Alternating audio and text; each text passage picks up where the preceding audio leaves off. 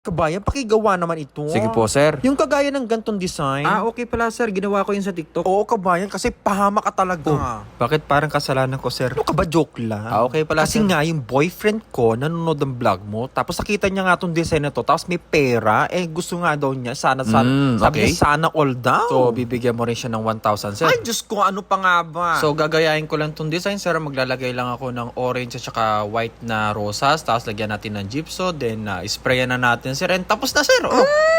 Perfect! Okay na okay ba, sir? Ang galing mo talaga, kabayan. Okay na yung pera mo, sir. Ay, sige, 1,000 ang ilalagay ko. Grabe, sana all talaga, no, sir? Talagang talaga. So, okay na, sir. Ikaw ba, kabayan? Baka gusto mong bigyan kita ng 1,000. Naku, sir, nakakaya naman. Wag na po. Ay, naku, kabayan, okay lang yan. Goods na ako, sir. Goods na ako. 2,000, last price.